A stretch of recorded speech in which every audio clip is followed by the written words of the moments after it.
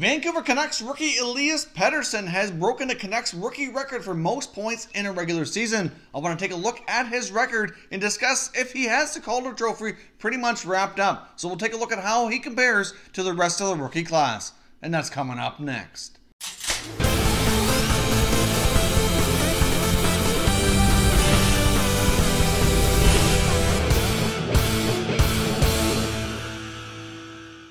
Hey everyone, and welcome back to another video here at Top Shelf Hockey. If you're new to the channel, thanks for stopping by. We review and discuss all 31 NHL teams, so if you're a huge hockey fan, consider subscribing and clicking the bell so you don't miss anything. As I mentioned off the top, Elias Pettersson has now broken the Vancouver Canucks rookie record for points in a season, previously held by Pavel Bure. Now, coming into this season, we all kind of expected Pettersson to be one of those special rookie players and certainly be in contention for the Calder Trophy. There's all kinds of great-looking NHL prospects that were expected to make the clubs out of training camp, make their NHL debuts, and put together pretty solid campaigns. I really thought there was going to be a really large class of rookies that would contend for this trophy, but really for the big part of the season, it's been his to kind of run away with here for the most part. Now, there's been some other rookies that have certainly had their time to shine and put together some pretty decent first seasons for them in the NHL, but nothing really compares, I don't think at least, like what Pettersson is doing in Vancouver. I mean, obviously Pavel Bure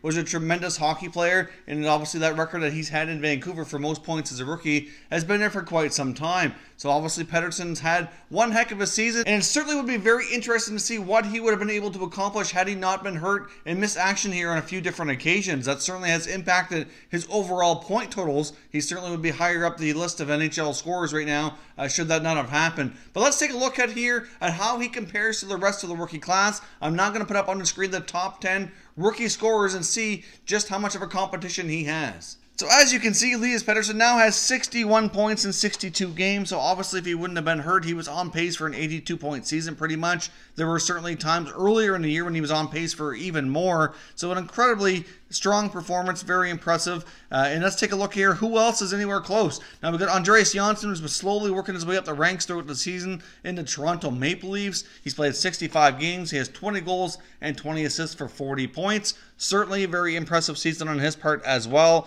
Obviously, early on in the year, he was playing more of a bottom six role, and as time has gone on here, he's kind of elevated himself. Generally, getting more time playing up in the lineup, some stronger players, which has certainly helped his numbers here as well. But he's had a very impressive season nonetheless. Number 3 on the list, we have Rasmus Dahlin, the first overall pick in last year's NHL draft for the Buffalo Sabres. Had a very strong season here playing defense, and of course, he's expected to be a generational type defenseman. Put up some great offensive numbers, but to put up 38 points in his first 72 games is pretty solid in my opinion. Hard to say exactly where his numbers will finish, but certainly should be north of 40 points. So very impressive season for him, and I can certainly see Dahlin being one of the finalists for the trophy as well here to give Pettersson some competition. In that case, I wouldn't expect Dahlin to keep up with Pettersson point-wise, but there is an argument to be made that he's had a very impressive rookie campaign in his own right. Next up, we have a couple of Ottawa Senators. First up, Brady Tkachuk, left winger, played 61 games, put up 16 goals and 20 assists for 36 points. Now, like Pettersson, Tkachuk was injured early on in the season and missed probably about, I think it was about 4 weeks. It certainly impacted his overall numbers and his overall season as well. But still, he has an opportunity here to potentially be a 20-goal scorer as a rookie, which still is pretty impressive, especially considering everything that's gone on with that team and the players he's had to play with. Next up, his teammate, often his line mate as well, Colin White. He's played 63 games and put up 35 points. There was a big chunk of the year where White was number 2 in rookie scoring, but has since fallen. He also has missed a bit of time due to injury as well, but certainly did not help his case here.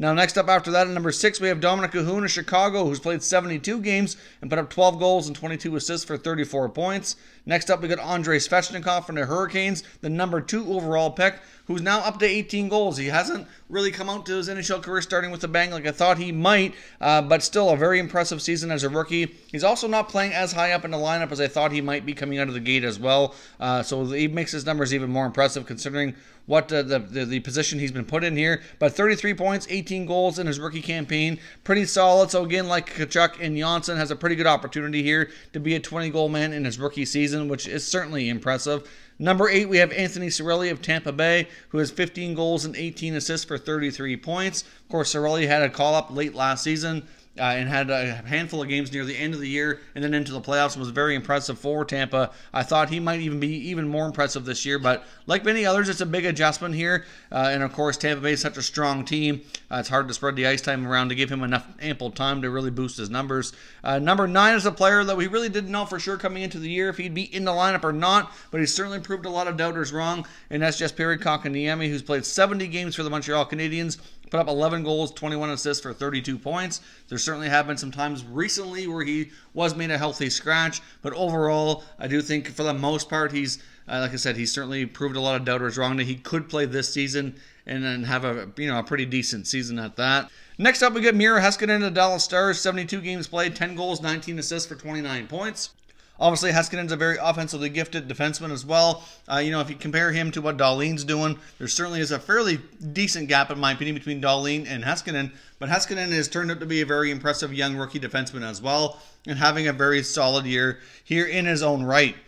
So as you can see, Elias Pettersson has like a 20-plus point gap here on the next closest competition. We're going to take a look at guys like Andreas Johnsson, Brady Tkachuk, Colin White, the next group of forwards that are pretty close, kind of clustered together. As much as they're having pretty decent years, it's hard to really imagine any of them really being on the finalist here for the Calder Trophy. I mean, Rasmus Dahlin is probably the next one amongst those group of players, skaters at least here, that kind of deserves that attention. I know to a degree I'd say Heiskanen kind of works his way up, and even though he's 10th in rookie scoring, certainly probably would finish much higher than 10th in rookie voting based on the fact that he plays defense and has been very impressive here in his own right. So in my opinion, the only player really in that list of players we took a look at that can give Pettersson some competition is Rasmus Dahlin. But based on all that, you got to think that Pettersson has this award sewn up here hands down. Now, next up, let's take a look at some very impressive rookie goaltenders. Now, of course, Carter Hart and Jordan Binnington have been lights out for their respective teams with the Flyers and the Blues respectively.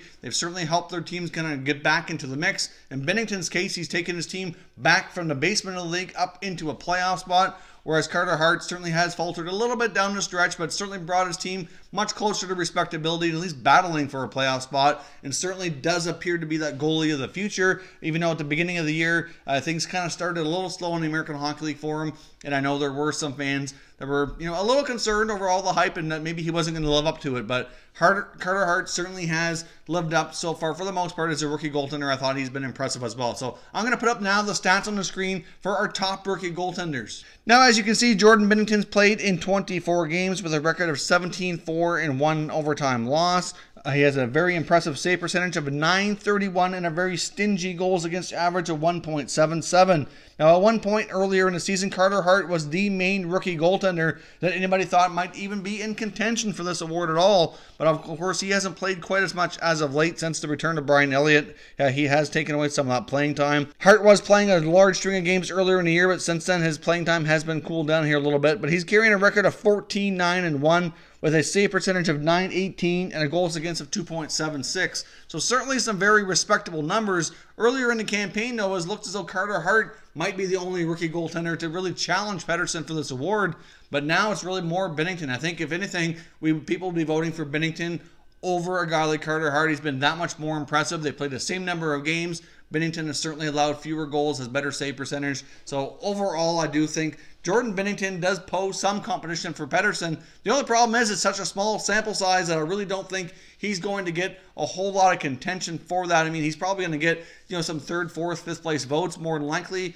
So he will certainly work his way up the ballot for sure. But at the end of the day here, I don't think Carter Hart or Jordan Binnington can really come close to giving enough competition for Elias Pettersson to not win the Calder Trophy. They have bright futures ahead of them. They've certainly surprised many, become some top rookie goaltenders this year. But there's just not enough games in there. I mean, we're down to, most teams are down to about 10, 11 games played here remaining in the season. So, even if these guys get up to 30, 32, 33 games played for the year, which is, may or may not happen, I still don't think it's not enough. They'd have to have more of a full-time starting position, in my opinion, or have a different set of rookie class guys that they're going up against. But if we had if they were starting goaltenders for the full year and they were playing, 50 to 60 games and they put up these same type of numbers, then I do think for sure there'd be a little bit more of an argument to be made, and Pettersson would have much more stiffer competition and wouldn't be, a hands-down vote here for Pettersson all the way to take home the hardware and bring it back to Vancouver.